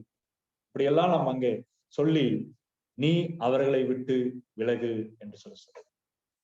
என்ன அர்த்தம்? இப்ப தேவனுடைய பிள்ளைகள் நடுவிலே இது போன்ற காரியங்கள் இருக்கக்கூடாது என்ற அர்த்தம். அதை நமக்குள் இருந்து விலக்கி விட வேண்டும். அவைகள் இருக்கிற இடத்திலிருந்து நாம் விலகி வாழ வேண்டும் என்று சொல்லி ஆண்டவர் சொல்லக்கூடியவராயிருக்கிறார். ஆனால் இந்த கடைசி காலத்திலே தேவனுடைய சபையிலே இப்படிப்பட்ட காரியங்கள் தலை தூக்குகிறதை சபையை கவனித்து பார்க்கிறவர்களுக்கு இது நன்றாய் தெரியும். இந்த கடைசி காலங்களிலே தேவனுடைய சபையிலே இது போன்ற உலகத்தின் காரியங்கள், இது போன்ற கலை போன்ற காரியங்கள், சத்துருனுடைய சூழ்ச்சியான இது போன்ற காரியங்கள், குணாதிசயங்கள் தேவனுடைய பிள்ளைகள் என்று சொல்லிக் கொள்ளுகிறவர்கள் நடுவிலே, நாங்கள் கர்த்தருடைய சபை என்று சொல்லிக் கொள்ளுகிற மக்கள் நடுவிலே இன்றைக்கு கிறிஸ்தவத்திலே இது போன்ற காரியங்கள் இருக்கிறதை நாம் பார்க்க முடியும். இல்லை என்று நாம் சொல்ல முடியாது. ஆனால் சபை தேவன் வாங்கியிருக்கிற ஒரு நிலம் போன்றது. அந்த நிலத்திலே இது போன்ற காரியங்கள் ஒருபோதும் விளையக்கூடாது. இது போன்ற காரியங்கள் விளைவதற்கு அங்கே அனுமதியே இல்லை. அங்கே தேவ காரியங்கள் விளைவிக்கப்பட வேண்டும். தேவ காரியங்கள் அங்கே விளைச்சலாக விதைக்கப்பட்டு அது வளர்க்கப்பட்டு அது அங்கே அங்கே காணப்பட வேண்டும். காரணம், இதெல்லாம் உலகத்துக்குரிய காரியமா இருக்கிறது, இதெல்லாம் மாம்சத்துக்குரிய காரியமா இருக்கிறது, இதெல்லாம் இருளுக்குரிய காரியமா இருக்கிறது. இந்த காரியங்களுக்கு கர்த்தருடைய சபையில இடமில்லை என்பதை வேத வசனம் நமக்கு தெளிவும் திட்டமுமாக சொல்லக்கூடியதாக காணப்படுகிறது. அது மட்டுமல்ல, நாம் மேலும் இதில் கவனிக்க வேண்டிய ஒரு காரியம், ஆண்டுதோறும் விளைச்சல் என்று சொல்லும் போது ஏதாவது ஒரு காலத்துல நான் தேவனுக்காக நல்ல ஒரு விளைச்சல் இருந்தது என்றல்ல, ஆண்டுதோறும் விளைச்சல். ஆக ஒவ்வொரு ஆண்டும் சபையானது தேவனுக்காக நல்ல ஒரு விளைச்சல் கொடுக்கக்கூடிய நிலைமையில அது காணப்பட வேண்டும். ஒரு ஆண்டுகள், 7 ஆண்டுகள், 3 ஆண்டுகள் தேவனுக்காய் விளைச்சலை கொடுத்து விட்டு அதற்கு பின்பதாக தரிசு நிலம் போன்று இருப்பது அல்ல. ஒவ்வொரு ஆண்டும் அந்த நிலம் பக்குவப்படுத்தப்பட்டு, பண்படுத்தப்பட்டு, ஆயத்தப்படுத்தப்பட்டு, சீர்படுத்தப்பட்டு தேவனுக்கான விளைச்சலை அது கொடுக்க வேண்டும். இந்த இடத்துல பவுல் அப்போஸ்தலன் அதைத்தான் வலியுறுத்தி சொல்லக்கூடியவராக இருக்கிறார். ஆரம்ப காலங்களில கொரிந்து பட்டணத்துல அவர்கள் நல்ல ஒரு விளைச்சலை கொடுக்கக்கூடியவர்களாக இருந்தார். நல்ல தேவன் அனுப்பின வேலைக்காரர்கள் விதைத்தபடியே நீர் பாய்ச்சினபடி நல்ல ஒரு விளைச்சல் இருந்தது. ஆனால் காலப்போக்கிலே அதெல்லாம் நசுக்கப்பட்டு, அதெல்லாம் அங்கே புறக்கணிக்கப்பட்டு, அதெல்லாம் அந்த பகுதியில அங்கே முக்கியத்துவம் பெறாமல் மற்ற காரியங்கள் முக்கியத்துவம் பெறுகிறதை அவர் கேள்விப்பட்ட போது அவர் இந்த காரியத்தை அவர் சொல்லக்கூடியவராய். விளைச்சல் பாதிக்கப்படுவதற்கு 2 வழிகள் இருக்கிறது. ஒன்று, தேவனால் அனுப்பப்பட்ட வேலைக்காரர்கள், நடுகிறவர்கள் அல்லது விதைக்கிறவர்கள் சரியாய் விதைக்காவிட்டாலும் விளைச்சல் பாதிக்கப்படும். நீர் பாய்ச்சுகிறவர்கள் சரியான நிலைமையில நீர் பாய்ச்சாவிட்டாலும் விளைச்சல் பாதிக்கப்படும். இன்னொரு பக்கம் அந்த நிலம் பண்படுத்தப்படும் போது சரியாய் ஒத்துழைக்காவிட்டால், சீர்படுத்தப்படும் போது அது சரியாய் ஒத்துழைக்காவிட்டால், நீர் பாய்ச்சும் போது அது சரியாய் ஒத்துழைக்காவிட்டால் என்ன நடக்கும்? நிச்சயம் அந்த விளைச்சல் பாதிக்கப்படக்கூடியதாக இருக்கு. ஆக எல்லாரும் இணைந்து, எல்லாரும் சேர்ந்து கர்த்தருக்குள்ளாக காரியங்களை நிறைவேற்றும் போதுதான் அது தேவன் விரும்புகிற விளைச்சலை அது கொடுக்கக்கூடியதா இருக்கு. தேவ சபையை வைத்துதான் தேவன் இந்த உலகத்துக்கு நியாய தீர்ப்பை கொண்டு வர போகிறார். பரிசுத்தவான்கள் உலகத்தை நியாய தீர்ப்பார்கள் என்பதை அறியீர்களா என்று சொல்லி இதே புஸ்தகத்தின் நிருபத்திலே பவுல் கேட்கக்கூடியவராய். பரிசுத்தவான்கள் உலகத்தை நியாயம் தீர்க்க போகிறவர்கள். உலகத்தின் காரியம் சபைக்குள்ளே வரும்போது எப்படி பரிசுத்தவான்கள் உலகத்தை நியாயம் தீர்க்க முடியும்? நியாயம் தீர்க்க முடியாது. இப்ப தேவ காரியங்கள் தேவ சபையிலே அது விதைக்கப்பட்டு, அது வளர்க்கப்பட்டு, அது ஒரு பெரிய விருட்சம் போல ஓங்கி வளர்ந்து இருக்கும் போதுதான் உலகத்தின் மக்கள் மெய்யாகவே உண்மையான தேவன் யார் என்றும், அவருடைய குணாதிசயங்கள் என்னவென்றும், வெளிச்சம் என்றால் என்னவென்றும், மெய்யான சமாதானம், மெய்யான சந்தோஷம், மெய்யான ஐக்கியம் என்னது என்பதை அறிந்து அவர்கள் இங்கே வரக்கூடியவர்களாக அவர்கள் காணப்படுவார்கள். இதை செய்ய வேண்டியது தேவனுடைய சபை. ஆக தேவனுடைய சபையானது நல்ல விளைச்சலை, நீதியின் விளைச்சலை, தேவனுக்கு ஏற்ற விளைச்சலை கொடுக்க வேண்டிய கடமை சபைக்கு உண்டு என்பதை நாம் ஒருபோதும் மறந்துவிடக் கூடாது. அடுத்த வார்த்தைக்குள்ளாக நாம் கடந்து செல்லலாம். 9ஆம் வசனத்துல நாம் பார்க்கிறோம், தேவனுடைய மாளிகையுமாய் இருக்கிறீர்கள் என்று சொல்லி பார்க்கிறோம். தேவனுடைய மாளிகை. இன்னொரு மொழிபெயர்ப்புல இதை குறித்து படிக்கும் போது, தேவனுக்குரிய ஒரு வீட்டை போன்றவர்கள் நீங்கள் என்று சொல்லி, தேவனுக்குரிய ஒரு வீட்டை போன்றவர்கள். இந்த இடத்துல மாளிகை என்று சொல்லி பார்க்கும்போது கட்டுமான பணி என்பது ஒரு நபரை சார்ந்ததல்ல. அது எல்லாரும் இணைந்து செயல்பட வேண்டிய ஒரு காரியமாக இருக்கிறது. அந்த கட்டுமான பணி யாருக்காக நடைபெறுகிறது? எஜமானுக்காக, தேவனுக்காக நடைபெறுகிறது. அது யாருக்காக கட்டப்படுகிறது? அது தேவனுக்காக கட்டப்படுகிறது, மனுஷருக்காக கட்டப்படவில்லை. ஆனால் தேவன் தம்முடைய வேலையாட்களை கொண்டு அந்த மாளிகையை, அந்த வீட்டை தேவனே கட்டக்கூடியவராக அவர் காணப்படுகிறார். என்ன நோக்கத்துக்காக? உதாரணமாக ஒரு ஒரு பகுதியிலே ஒரு மாளிகை கட்டப்பட்டிருக்குமானால் அதை பார்க்கிற மக்கள் அது எப்படி கட்டப்பட்டிருக்கிறது என்று பார்ப்பார்கள், அதனுடைய தோற்றத்தை பார்ப்பார்கள். பின்பதாக இது யாருடையது என்று கேட்பார். கேட்டு என்ன சொல்வார்கள்?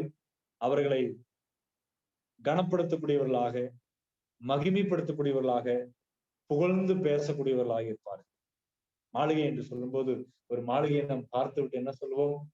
ஒரு ராஜா இப்படியெல்லாம் அவர் வாழ்ந்திருக்கிறார், அவருடைய காரியங்கள், அந்த ராஜாவின் காரியங்கள், அவருடைய வாழ்க்கை முறை, அவருடைய குணாதிசயங்கள், இது போன்ற காரியங்கள் எல்லாம் அவர்கள் நாம் கனப்படுத்தி பேசவும், மகிமைப்படுத்தி பேசவும், புகழ்ந்து பேசவும் அந்த மாளிகை காரணமாக இருக்கிறது.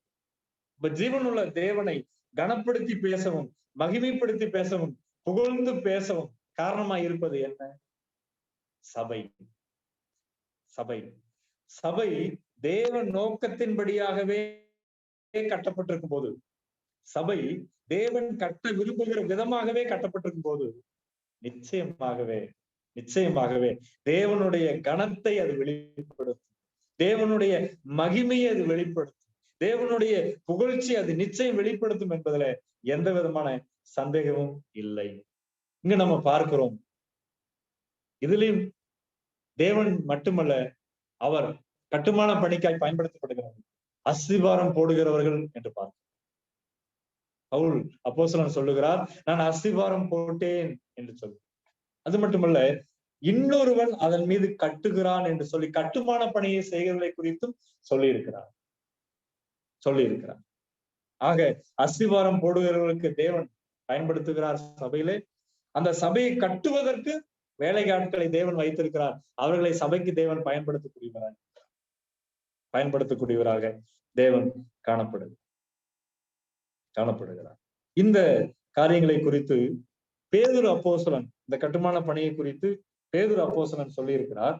ஒரு வேத பாகத்தை நாம் வாசிக்கலாம். 1 பேதுரு 2ஆம் அதிகாரம் 4-5 வசனங்கள். 1 பேதுரு 2ஆம் அதிகாரம் அதனுடைய 4-5 வசனங்களை நாம் படிக்கலாம்.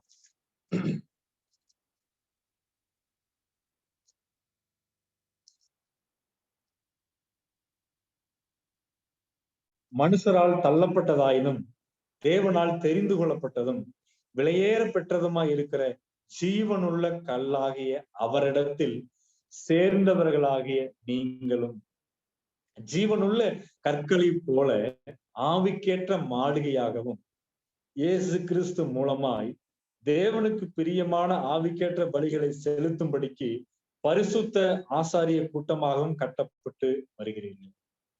இங்க நாம் பார்க்கிறோம், அந்த கட்டடத்தினுடைய, அந்த வீட்டினுடைய, மாளிகையினுடைய மூளைக்கல், அஸ்திவாரக்கல் ஆண்டவர் இயேசு கிறிஸ்து. அவர்தான் அஸ்திவாரம். அவருக்கு மேலாக ரட்சிக்கப்படுகிற ஒவ்வொரு தேவ பிள்ளையும் என்ன செய்கிறார்? ஒரு மாளிகையாக கட்டப்பட்டு வருகிறார். அந்த ரட்சிக்கப்பட்ட தேவ பிள்ளையை குறித்து சொல்லும் போது பேதுரு அப்போஸ்தலன் 5ஆம் வசனத்துல ஜீவனுள்ள கற்கள் என்று சொல்லுகிறார். நாம் ஜீவனற்ற கற்கள் அல்ல, நாம் ஜீவனுள்ள கற்கள். நம்மை தேவனுடைய வேலைக்காரர்கள் என்ன செய்கிறார்?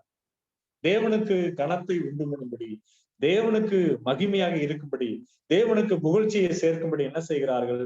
நம்மளை ஆவிக்கேற்ற மாளிகையாக அப்படியாக கட்டக்கூடியவர்களாய் இருக்கிறார்.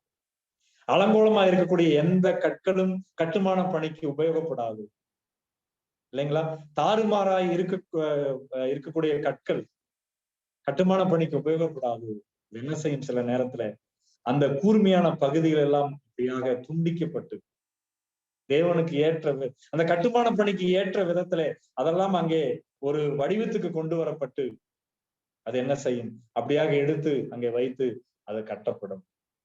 அந்த கட்டப்படுகிற ஒவ்வொரு கல்லும், நான் இப்படி சொல்ல விரும்புகிறேன், கட்டப்படுகிற ஒவ்வொரு கல்லும் அஸ்திபாரத்தோடு இணைக்கப்பட்டிருக்கும். அதே சமயத்துல தனக்கு அருகாமையில் வைக்கப்பட்டிருக்கிற இன்னொரு கல்லோடும் அது இணைக்கப்பட்டிருக்கும். அதனுடைய வலிமை எதிலே இருக்கிறது என்று சொன்னால், அஸ்திபாரத்தோடும் அது இணைக்கப்பட்டிருக்க வேண்டும், சக கற்களோடும் அது இணைக்கப்பட்டிருக்க வேண்டும். அப்பொழுதுதான் அதனுடைய வலிமை அதிகமாகும். ஆம் பிரியமானவர்களே, பிரிந்து நிற்பதனால் எந்த பிரயோஜனமும் இல்லை. பவுலப்போஸ்தலன் கொரிந்து பட்டண மக்களுக்கு அதைத்தான் சொல்லக்கூடியவராக இருக்கிறார். நீங்கள் ஒவ்வொருவரும் ஜீவனுடைய கற்கள், நீங்கள் தேவனுக்கு மாளிகையா இருக்கிறீர்கள். கர்த்தர் வேலையாட்களை கொண்டு உங்களை கட்டி கொண்டு வருகிறவராக இருக்கிறார். கட்டி கொண்டு வருகிறவராக இருக்கிறார். அஸ்திபாரம் ஆண்டவராக இயேசு கிறிஸ்து. அதற்கு மேலாக நீங்கள் தேவனுக்காக கட்டப்பட்டு கொண்டே வருகிறீர்கள் என்று சொல்லி அவர் சொல்லக்கூடியவராக இருக்கிறார். நீங்க ஜீவனுள்ள கற்கள். நீங்கள் ஒத்துழைக்காவிட்டால் இந்த கட்டுமான பணி பாதிக்கப்படும். நீங்கள் ஒத்துழைக்காவிட்டால் தேவனுடைய நாமம் கனப்படுத்தப்படுவது, தேவனுக்கு சேர்க்கப்படுகிற புகழ்ச்சி, தேவனுக்கு சேர்க்கப்படுகிற அந்த மகிமை பாதிக்கப்படும். ஜீவனுள்ள கற்கள் என்று சொல்லி இங்கே சொல்லப்பட்டிருக்கிறது. ஜீவனுள்ள கற்கள். ஆம் பிரியமானவர்களே, ஜீவனுள்ள கற்கள். ஜீவனற்றவர்களாய் இருந்த நம்மை ஆண்டவர் தம்முடைய ஜீவனை கொடுத்து ஜீவனுள்ள கற்களாய் மாற்றி வைத்திருக்கிறார். நாம் கட்டப்பட்டு கொண்டிருக்கிறோம், நாம் கட்டப்பட்டு வருகிறோம். தேவன் தம்முடைய வேலையாட்களை கொண்டு நம்மை கட்டி எழுப்பி கொண்டிருக்கிறார். எதற்காக? அவருக்கு மகிமையாக, அவருக்கு புகழ்ச்சியாக, அவருக்கு கனத்தை சேர்க்கும் விதத்துல நம்மை கட்டி எழுப்பி கொண்டிருக்கிறார். தேவனுடைய கனத்தையும் தேவனுடைய மகிமையும் தேவனுடைய புகழ்ச்சியும் தேவ சபைதான் வெளிப்படுத்த முடியும். தேவ சபையிலிருந்து தான் இவைகள் வெளிப்பட வேண்டும். பவுலப்போஸ்தலன் ஒரு இடத்திலே சொல்லும் போது, புறஜாதியார் நடுவிலே தேவனுடைய நாமம் தூசிக்கப்படுகிறது. யாராலே? யாராலே தூசிக்கப்படுகிறது? சிந்திக்க வேண்டும் பிரியமானவர்களே. அதைத்தான் கொரிந்து பட்டண விசுவாசிகளுக்கு பவுலப்போஸ்தலன் சொல்லக்கூடியவராக அவர் காணப்படுகிறார். ஆண்டவர் இயேசு கிறிஸ்துவோடு இணைந்து நாம் காணப்பட வேண்டும். தேவன் தெரிந்து கொண்ட தேவ பிள்ளைகளா இருக்கிறவர்களோடும் நாம் இணைந்து காணப்பட வேண்டும். அப்பொழுதுதான் தேவ சபையினுடைய வலிமை, தேவ சபையினுடைய வல்லமை, அப்பதான் தேவ சபையினுடைய அதிகாரம். பாதாளத்தின் வாசல்கள் மேற்கொள்வதில்லை என்று ஆண்டவர் சொல்லி இருக்கிறார்.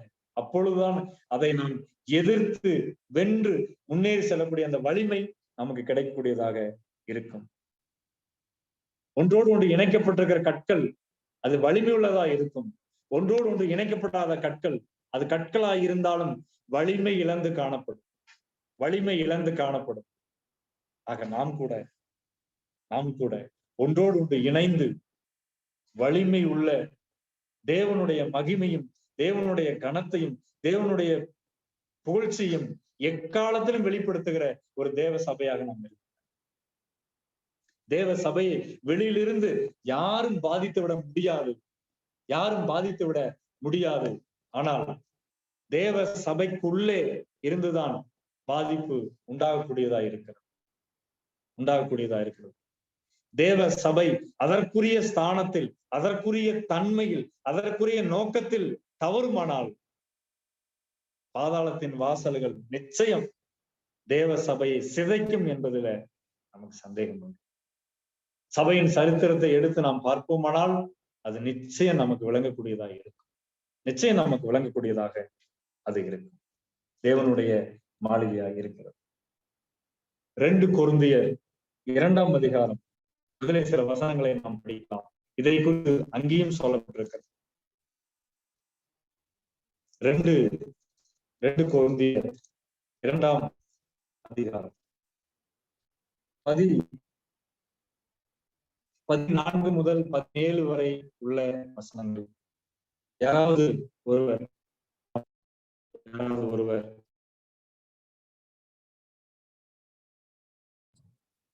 நீங்களே படிங்க.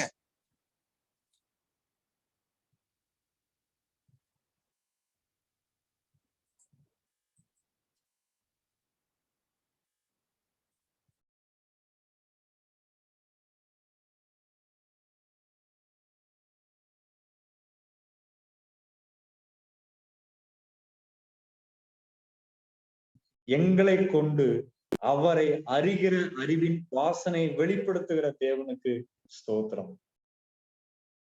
ரட்சிக்கப்படுகிறவர்களுக்குள்ளேயும் கெட்டு போகிறவர்களுக்குள்ளேயும் நாங்கள் தேவனுக்கு கிறிஸ்துவின் நற்கந்தங்களாய் இருக்கிறோம். கெட்டு போகிறவர்களுக்குள்ளே மரணத்துக்கு ஏதுவான மரண வாசனையாகவும் ரட்சிக்கப்படுவதற்குள்ளே ஜீவனுக்கு ஏதுவான ஜீவ வாசனையாக இருக்கிறோம். இவைகளை நடப்பிக்கிறதற்கு எவன் தகுதியானவன்? அநேகரை போல நாங்கள் தேவ வசனத்தை கலப்பாய் பேசாமல் துப்புரவாகவும் தேவனால் அருளப்பட்ட பிரகாரமாகவும் கிறிஸ்துவுக்குள் தேவ சந்நிதியில் பேசுகிறோம். பவுல் அப்போஸ்தலன் இங்கே சொல்லுகிறது என்ன? அவரை அறிகிற அறிவின் வாசனை என்று சொல்லுகிறார். தேவ சபையினுடைய நோக்கம் என்ன? தேவனை அறிகிற அறிவின் அந்த வாசனையை வெளிப்படுத்துகிற ஒரு இதாக காணப்பட வேண்டும். அடுத்தது கிறிஸ்துவின் நற்கந்தங்களாக இருக்க வேண்டும். கிறிஸ்துவின் நற்கந்தங்களாக இருக்க வேண்டும் என்று சொல்லி இங்கே சொல்லப்பட்டிருக்கிறதை நாம் பார்க்கிறோம். நாம் தேவனுடைய சரீரமாகிய சபையில இருக்கிறோம். சரீரமாகிய சபையாக நாம் வைக்கப்பட்டிருக்கிறோம். தேவனுடைய நோக்கம் இதுதான். என்ன நோக்கம்? இணைக்கப்பட்டு, ஒன்றோடு ஒன்று இணைக்கப்பட்டு, வல்லமை உள்ளதாக, வலிமை உள்ளதாக, அங்கே தேவனை அறிகிற அறிவின் வாசனை, அது மட்டுமல்ல கிறிஸ்துவின் நற்கந்தங்கள், இப்படியாக நாம் அங்கே தேவனுக்கு கனத்தை சேர்க்கிறவர்களாக, தேவனுக்கு மகிமையை சேர்க்கிறவர்களாக, தேவனுக்கு புகழை சேர்க்கிறவர்களாக நாம் காணப்பட வேண்டும். அதை குறித்துதான் பவுல் அப்போஸ்தலன் இங்கே சொல்லக்கூடியவராக அவர் காணப்படுகிறார். நாம் தொடர்ந்து படிக்கும் போது மூன்றாவதாக தேவனுடைய ஆலயம் என்று பார்க்கிறோம். அதற்கு முன்பதாக இன்னும் சில வார்த்தைகளை நான் இந்த இரண்டாவது குறிப்பில சொல்ல விரும்புகிறேன். இந்த மாளிகை கட்டப்படும் போது, இந்த வீடு கட்டப்படும் போது தரமுள்ள பொருட்களை கொண்டு தரமாய் கட்டினால்தான் அது வலிமையுள்ளதா இருக்கு.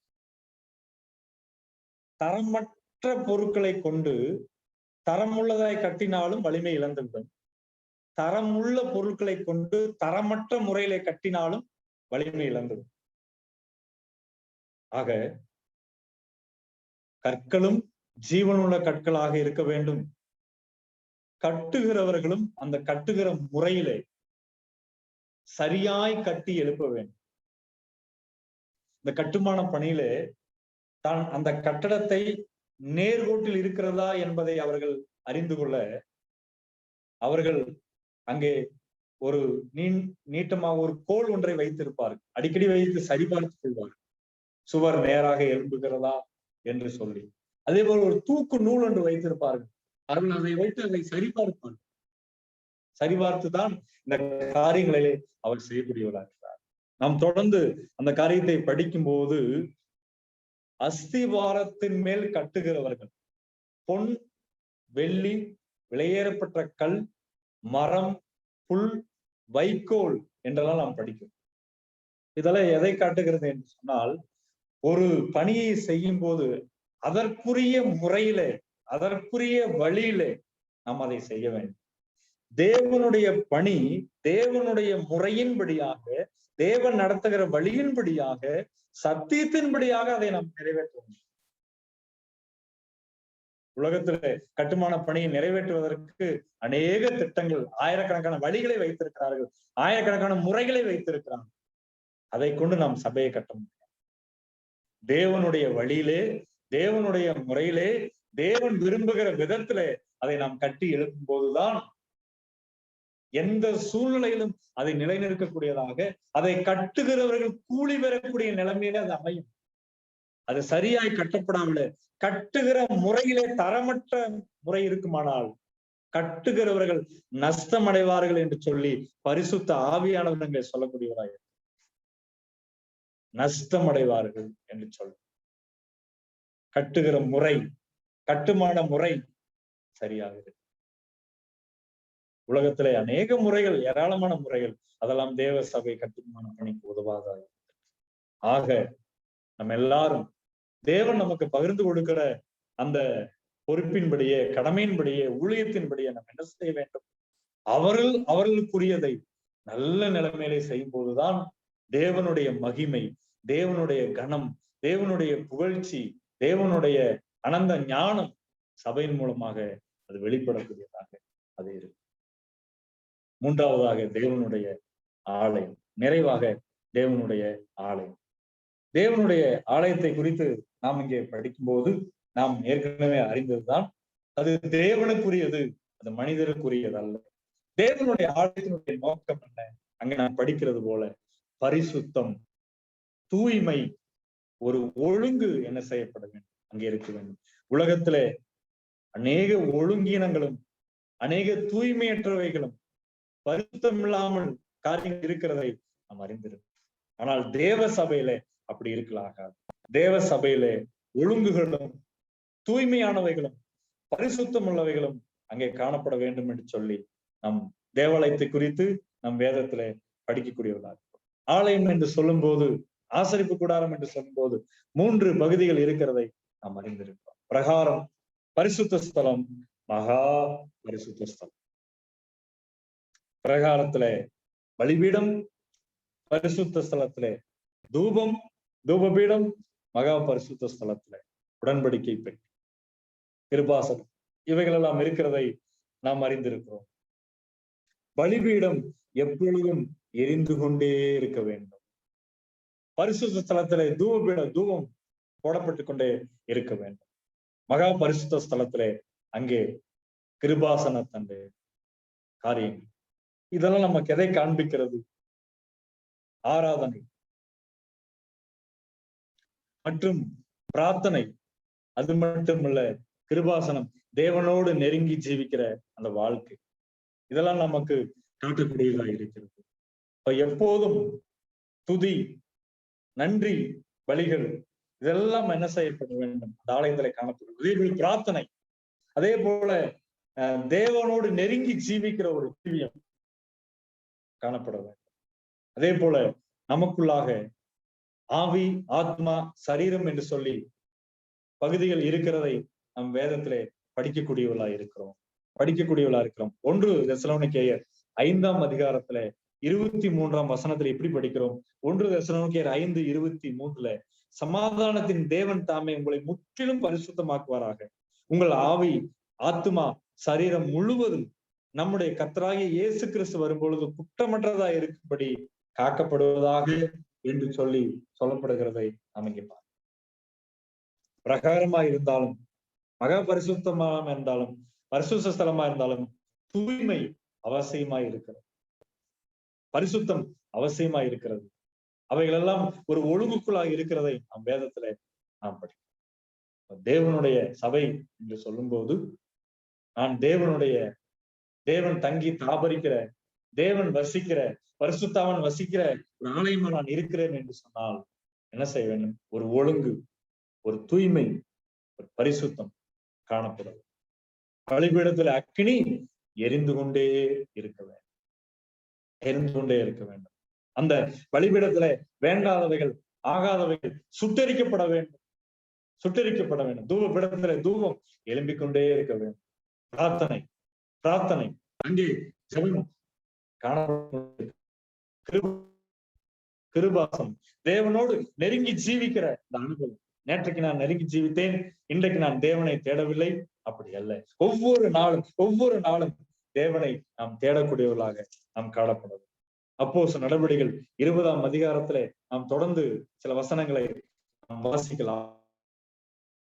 20ஆம் அதிகாரம் 28 முதல் ஆகையால் உங்களை குறித்தும் தேவன் தம்முடைய சுய ரத்தத்தினாலே சம்பாதித்துக் கொண்ட தமது சபையை மேய்ப்பதற்கு பரிசுத்த ஆவி உங்களை கண்காணிகளாய் வைத்த மந்தை முழுவதையும் குறித்து எச்சரிக்கையாயிருங்கள். காரணம் நான் போன பின்பு மந்தையை தப்ப விடாத கொடிதான ஓநாய்கள் உங்களுக்குள்ளே வரும்.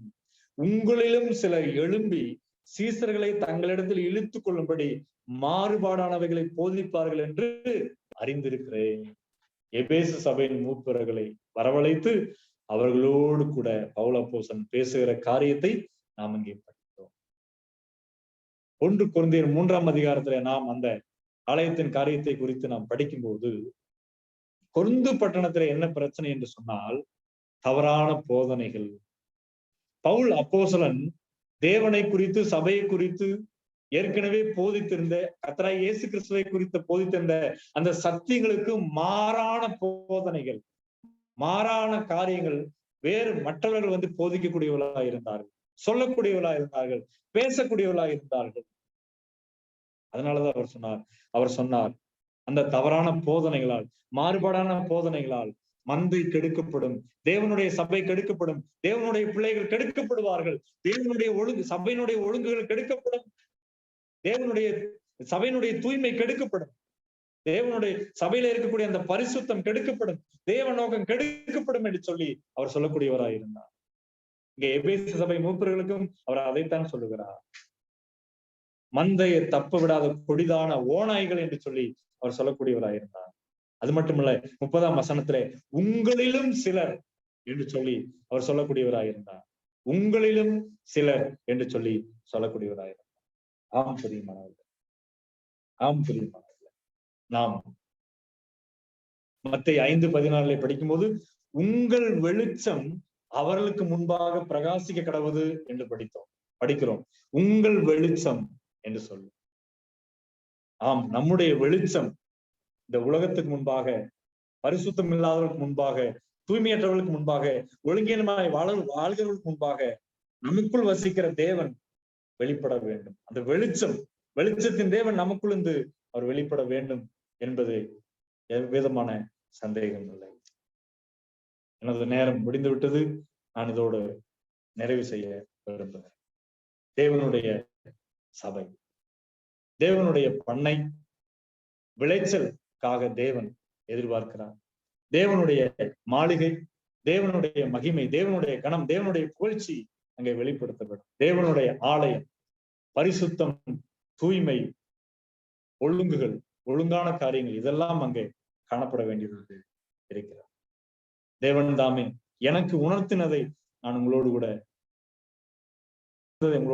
பகிர்ந்து கொண்டேன். தேவன் தாமே நம் ஒவ்வொருவரையும் ஆசீர்வதித்து வரும் நாட்களில தேவனுக்கு மகிமை சேர்க்கும்படியான ஜீவியம் செய்ய உதவி செய்வாராக. தேவநாம மகிமைப்படுவதாக. வாய்ப்பை தந்த கர்த்தருடைய பிள்ளைகளுக்கும் தேவனுக்கும் கர்த்தருடைய நாமத்தினால் நான் நன்றி தெரிவிக்கிறேன். கர்த்தருக்கு ஸ்தோத்திரம். ஆமென்.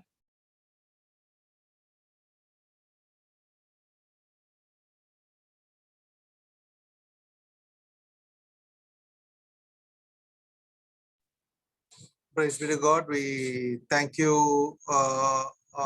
dear brother Ravi, Evangelist Ravi from Coimbatore, for reminding us how the church should be. Church is a place where discipline should be, as we have seen the temple. We are the temple. The church is the temple, and it is a light to the world. And then we had seen the husbandry, the workers, the laborers. So the church, we see the planting of the church, the water, and then we have also seen the fellowship in the church. So all this depends on how we as husbandry, the workers in the church, do it. So then we had seen the building. The church is a building, and if we see any good building, we'll ask who built this building. So if we see any church, definitely the church, if it is in a problem, then nobody will consider it as a church. So we should understand the church should have a testimony of, and it should reveal the love of God, the peace of God, the joy of God, the glory of God. It should reveal the glory of God. That is what the church is. What a study it is. We should understand all these points so that we ourselves should, if at any point or at any stage or at any way that we have not fulfilled the purpose of the Lord God in all these, then we should rectify it, and we should come close to the heart of God. And definitely God, through the work of the Holy Spirit, will do greater things and give all glory, and we will be able to give all glory in a much better way. Thank you, Brother Ravi, evangelist from Coimbatore. May the blessed Lord be with you, your family, and the Madhukare Assembly in Coimbatore, and also the ministries you are involved in. May the blessed Lord abundantly bless you in the days to come. It was such a blessed time we had. God had spoken through you. We know it very clearly. May the good Lord continue to use you. Also, we thank the singers, rather, the family of James Joseph from Chennai, Kodungayur Assembly, for singing the two songs. Continue to we praise God for them, and may the good Lord continue to thank all the participants. We also thank all the participants for having been with us all these days, weeks, months, and more than a year and a half.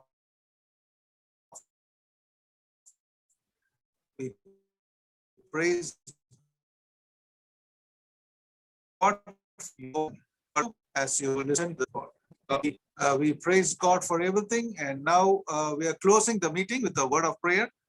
We request our dear Uncle Jonathan from Adambakam Christian Assembly in Chennai, the elder of Adambakam Christian Assembly, to pray and close the meeting with a word of prayer. Over to Brother Jonathan Uncle in Chennai. நாம் ஜெபம் செய்வோம். எங்கள் மகா இரக்கம் கிருபை தயமுள்ள தேவனாய் கர்த்தாவே, உம்முடைய வல்லமுள்ள நாமத்துக்கு நன்றி செலுத்துகிறோம்.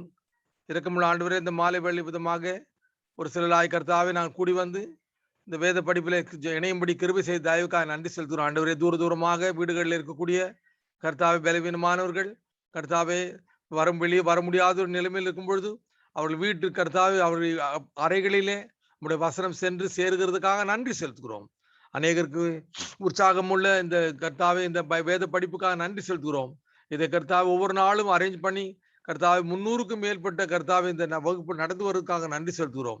அது கர்த்தாவே தொடர்ந்து உம்முடைய நாம மகிமைக்காக நடக்கிறதுக்காக ஸ்தோத்திரம் செலுத்துகிறோம். இந்த நாளிலும் மதுக்கரை சபையிலிருந்து சகோதரர் ரவி அவர்கள் தேவ ஊழியர் அது கர்த்தருடைய வசனத்தை கொடுத்ததுக்காக ஸ்தோத்திரம் செலுத்துகிறோம். நீங்கள் தேவனுடைய பண்ணையா இருக்கிறீர்கள், நீங்கள் தேவனுடைய மாளிகையா இருக்கிறீர்கள், நீங்கள் தேவனுடைய ஆலயமா இருக்கிறீர்கள் என்று கர்த்தாவை மிக தெளிவாக அதில் இருக்கக்கூடிய ஒவ்வொரு காரியங்களை வெளிப்படுத்தி சொன்னதுக்காக நன்றி செலுத்துகிறோம். ஆமாண்டவரே, நிலம் கர்த்தருக்கு சொந்தமானது, நாங்கள் பண்ணைகளா இருக்கோம், வேலையாட்கள் வேலை செய்கிறார்கள் என்று சொல்லப்பட்டதுக்காக ஸ்தோத்திரம் ஆண்டவரே. நேசரி கர்த்தாவே, ஆண்டவரே, இவ்விதமாக விளைய செய்கிறவர் என்று நிலத்தை குறித்து சொல்லும்போது விளைய செய்கிறவர்கள் கர்த்தாவே, விதமாக நீர் பாய்ச்சுகிறவன் கர்த்தாவே, நடுகிறவன் காரியங்கள் எல்லாவற்றையும் மிக துல்லியமாக எடுத்து சொன்னதுக்காக ஸ்தோத்திரம். நிலம் ஒத்துழைக்க வேண்டும், கர்த்தாவே நீர் பாய்ச்சுகிறவன் ஒத்துழைக்க வேண்டும், நடுகிறவன் எல்லாம் சேர்ந்து செயல்படும் போது அதிகமான விளைச்சல் கொடுக்கக்கூடியது சொல்லப்படுறதுக்காக ஸ்தோத்திரம். ஆண்டுதோறும் விளைச்சல் இருக்க வேண்டும், ஒரு வருடம் அல்ல, மறு வருடம் அல்ல, கடைசி வரைக்கும் கர்த்தர்கண்டு கனி கொடுக்கிறவர்களாக இருக்க வேண்டும் என்று சொல்லப்பட்டதுக்காக ஸ்தோத்திரம் செலுத்துகிறோம். மாத்திரமல்லாமல் இசைவாய் கட்டி இணைக்கப்பட்டு எழுப்பப்படுகிற மாளிகையா இருக்குன்னு சொல்லப்படும் பொழுது கர்த்தாவே, கர்த்தருடைய தாசன் சொன்னது போல ஆண்டவரே, ஆண்டவரே அந்த தூக்கு நூல் வைத்து சரி பார்க்கப்பட்டு ஆண்டவரே எல்லாவரும் லெவலாக வைக்கப்பட்டு ஆண்டவரே அஸ்திவாரத்தோடு கல் இணைக்கப்பட்டிருக்கிறது, சக கற்களோடு இணைக்கப்பட்டிருக்கிறது, அதில் வலிமை பெருகுகிறது சொல்லப்பட்டதுக்காக ஸ்தோத்திரம். இப்படியா சபையில் ஒவ்வொரு கற்களாய் ஜீவனுள்ள கற்களாய் இருக்கு சொல்லப்பட்டதுக்காக ஸ்தோத்திரம் ஆண்டவரே. அஸ்திவாரமாகிய ஆண்டவராய் இயேசு கிறிஸ்துவின் மேல் நாங்கள் கட்டப்பட்டு வளர்வுகளாய் எங்களை மாற்றுவதற்காக நன்றி செலுத்துகிறோம். அன்பின் ஆண்டவரே, உம்மை துதிக்கிறோம், உம்மை ஸ்தோத்திரம் கர்த்தாவே. தரமுள்ள பொருட்களாய் கட்டப்படுகிறது என்று சோதித்து அறியப்படுவதற்காக நன்றி செலுத்துகிறோம் ஆண்டவரே. உம்மை துதிக்கிறோம் ஆண்டவரே, உம்மை ஸ்தோத்திரிக்கிறோம். கர்த்தருடைய தாசனை பலப்படுத்தும் ஆண்டவரே. நாங்கள் சபையில சாட்சிகளா இருக்க வேண்டும் என்று சொல்லப்பட்டதுக்காக ஸ்தோத்திரம் ஆண்டவரே. எங்களுடைய சாட்சி சபையில விளங்குறதுக்காக ஸ்தோத்திரம் ஆண்டவரே. உடைய நாமத்துக்கு மகிமையா இருக்க கிருபித்தாரு ஆண்டவரே. எங்களுடைய சாட்சி கர்த்தாவே, சபை தேவன் தம்முடைய சுய ரத்தத்தினாலே சம்பாதித்த சபை என்று வாசிக்கிறோம் ஆண்டவரே. கர்த்தாவே, உம்மை துதிக்கிறோம். சபையின் மூலமாக சாட்சி வெளிப்படுகிறது ஆண்டவரே. எங்களுடைய சாட்சி எப்படிப்பட்டிருக்குது என்பது நாளிலே சீர்தூக்கி பார்க்க கிருபை செய்துக்காய் ஸ்தோத்திரம் ஆண்டவரே. பிளவுகளும் பிரிவுகளும் ஏற்பட்டு கசப்பான காரணம் ஏற்படாதபடி அன்பை பரிமாறிக்கொள்ளக்கூடிய சபையாக சிறந்து விளங்க கிருபை தாரும். வரும் நாட்டிலே எங்களுக்கு வேண்டிய எல்லாம் பலனையும் தந்து காத்துக்கொள்ளும். அன்பின் பிதாவே, மறுபடியும் இந்த தேவ ஊழியர் நம்முடைய கரங்களில் போட்டு ஜெபிக்கிறோம். அவரை பலப்படுத்தும் வழி வரக்கூடிய நாட்டில் அவருக்கு வேண்டிய கிருபை, இந்த வாலிப சகோதரனை நீர் அதிகமாக அந்த இடத்துங்களை எடுத்து உபயோகப்படுத்த முடியாது ஜெபிக்கிறோம். கூட்டத்தை அருமையா நடத்துகிற அன்பு சகோதரர் சந்தோஷ் ஜான்சன் அவர்களுக்காகவும் அந்த குடும்பாக சபைக்காகவும் நன்றி செலுத்துகிறோம். பாடல் பாடினவர்களுக்காக நன்றி செலுத்துகிறோம். உங்களுடைய திருக்கரங்களை போட்டு ஜெபிக்கிறோம். உங்களுடைய நாமம் மகிமைப்படுக்காக ஸ்தோத்திரம் செலுத்துகிறோம். ஒவ்வொரு நாளும் உங்களுடைய வசனத்தின் மூலமாக போஷிக்கிறீராக்காம ஸ்தோத்திரம் ஆண்டவரே. சகோதரனை பலப்படுத்தும் ஆண்டவரே. அவர் குடும்பத்துக்கு வேண்டிய எல்லா கிருபையும் தந்து காத்துக்கொள்ளும். ஆண்டவரும் மீட்பரும் இரட்சகருமாகிய இயேசு கிறிஸ்துவின் நாமத்தில் தாழ்மையோடு ஜெபத்தை ஏறெடுக்கிறோம் பரமபிதாவே. ஆமென். ஆமென். May the grace of the Lord Jesus Christ, the love of God the Father, and the fellowship of the Holy Spirit be with each one of us now and forevermore. Amen. Thank you, Jonathan Uncle, for the closing prayer. We thank all of you for joining. Thank you, Uncle, once again for being with us this evening time. We thank all the participants for joining us, and also especially the singers, James Joseph, and we thank the most important person. The Lord has spoken through him, Brother Ravi from Coimbatore. God bless you, brother. Thank you very much, all of you. We are closing here. God willing, we shall meet tomorrow evening from Rajasthan. Our brother is coming.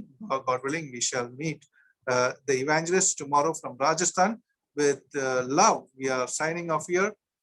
With love of God, we are signing off here. So we shall meet, God willing, tomorrow evening at the same time. Till then, may God be with all of us. God bless.